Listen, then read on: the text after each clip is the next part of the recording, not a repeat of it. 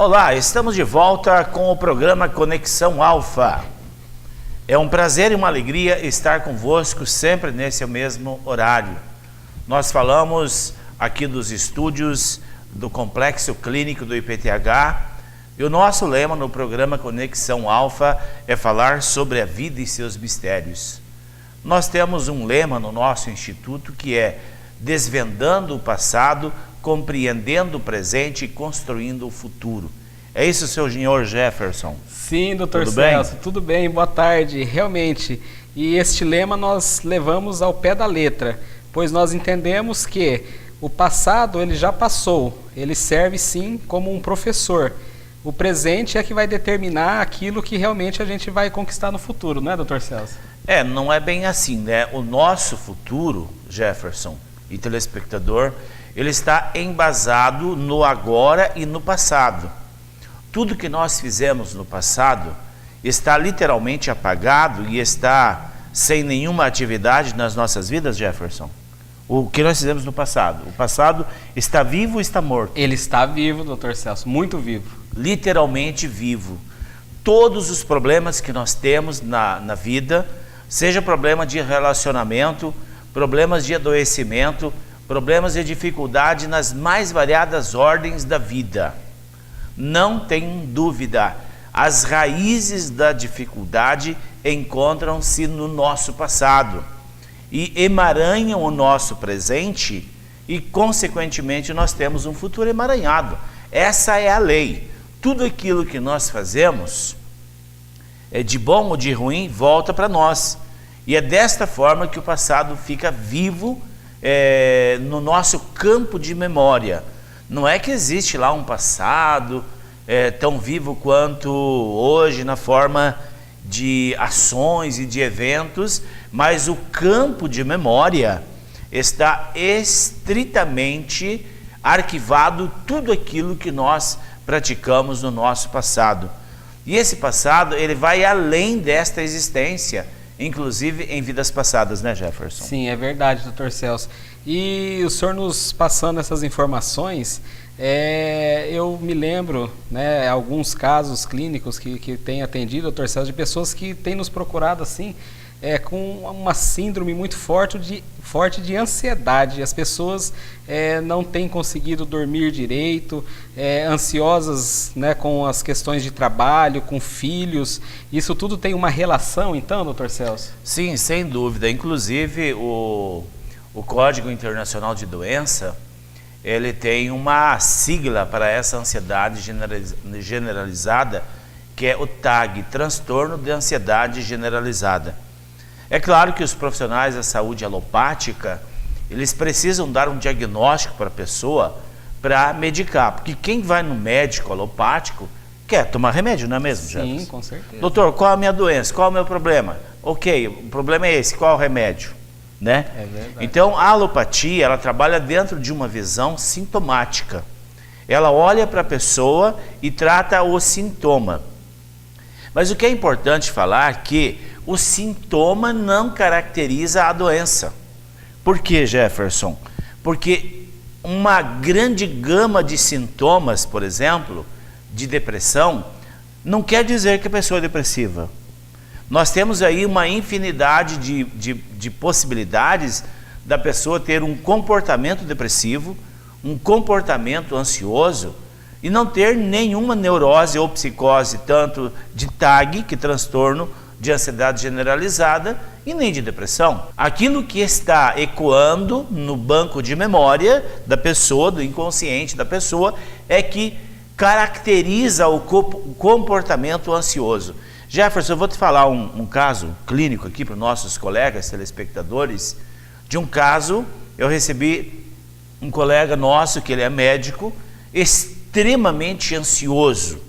Ele tremia, chegava a sudorese, Jefferson, era tanto que chegava a pingar nas mãos. Puxa, de tanta ansiedade.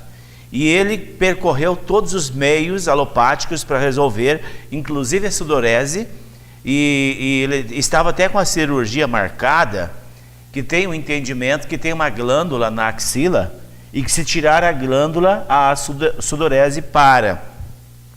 E por acaso ele conheceu uma paciente dele que era esquizofrênica, e aí essa mulher que era esquizofrênica há mais de 20 anos passou a ter uma vida normal, e aí ele quis saber como é o nosso tratamento. E ele veio então para a clínica do IPTH com essa queixa, ansiedade generalizada. Ele era cirurgião também e teve que parar com as cirurgias devido chegava a tremer de tanto ansioso. E aí nós começamos a terapia nele, fizemos uma regressão, duas, uma hipnose e tal, fomos investigando até que preparamos o inconsciente dele para fazer a regressão aonde está a origem causadora da ansiedade. E aí ele começa a narrar que ele estava no momento do nascimento, Jefferson. Olha. Chegou o momento de nascer e ele teve um parto pélvico com os pés. E ficou enroscado, não conseguia sair do ventre, do útero da mãe.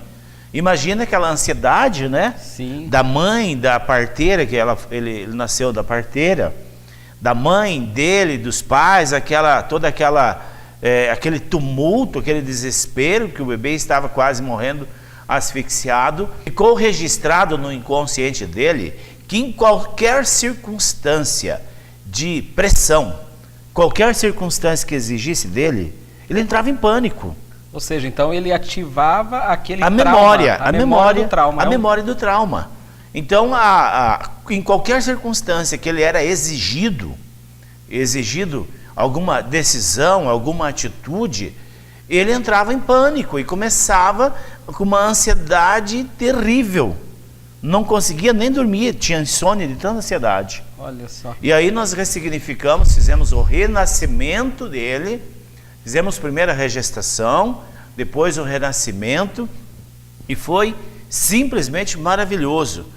Trabalhamos, eu acho que com umas 12 ou 14 sessões, Jefferson, e a ansiedade simplesmente desapareceu. Isso é incrível, né, Dr. Celso? Sim. Porque com esse tratamento, ou seja, como o senhor diz, né, nós possibilitamos conduzir a pessoa a abrir os seus arquivos inconscientes e ali então ressignificá-los. E quando acontece esse fato, realmente aquele trauma perde força, não existe mais, né? Não, ele desaparece. Veja que o fator gerador da ansiedade era o trauma do nascimento. Toda vez que ele era exigido, toda vez que a esposa cobrava algo dele, ele entrava em desespero. E além da ansiedade, ele tinha síndrome do pânico.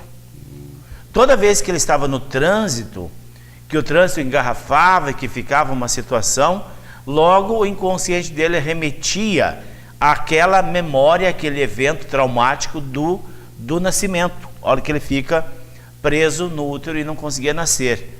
E aí então ele pôde comprovar, ele, muito embora ele seja uma pessoa muito aberta para as questões das terapias alternativas, mas ele nunca tinha tido uma experiência pessoal. Entendi. E aí foi o que ele me falou, foi mais de 30 anos tratando com os mais renombrados nomes de remédio, e o máximo que ele conseguia era dormir dopado pelo remédio. Nossa. Mas a ansiedade não desaparecia e o pânico de elevador então nem se fala. Para passar numa porta estreita para ele era algo quase impossível. E aí então depois dessa regressão, fizemos a regestação e o renascimento, e como ele diz, realmente ele renasceu para uma nova vida. Sem fobia, sem trauma, sem ansiedade, sem pânico, sem medo, porque ele tinha um medo terrível. Sim. Medo de tudo e de todos, né? Entendi. E Dr. Celso, para que a gente compreenda bem, o senhor identificou então que houve ali no período da gestação um problema que criou um trauma, mas ele tinha problema de fobia e outras questões. Tudo estava correlacionado a esse trauma ou tinha outros traumas? Normalmente, como acontece? Sim, veja bem. Nesse caso, dessa pessoa que estou falando, um problema, ele abre um leque de sintomas. Por isso que nós falamos, a pessoa que tem comportamento depressivo, não quer dizer que ele seja depressivo. Da mesma forma, a pessoa que tem comportamento de esquizofrênico, não necessariamente ele é esquizofrênico. Da mesma forma que esse nosso colega, esse médico, ele tinha o TAG, que é transtorno de ansiedade generalizada, tinha síndrome do pânico, fobia social, fobia de altura, fobia de lugares fechados. Quer dizer, olha quantos diagnósticos ele tinha. E o pano de fundo era único, o trauma de nascimento, Jefferson. Olha. Por isso que nós entendemos que quando nós achamos um trauma, um bloqueio ou uma situação no inconsciente da pessoa, resolve uma série de problemas. Ah, e uma coisa que é interessante, Jefferson, ele tinha compulsão alimentar também. Olha. Sabe quantos quilos ele perdeu logo? Claro que dentro de uns 4 ou 5 anos, porque ele não fez nenhum regime, sim, ele não fez nenhuma redução do estômago, ele perdeu basicamente 40 quilos. Puxa vida. Ele voltou ao peso, ele é extremamente obeso pela ansiedade, né?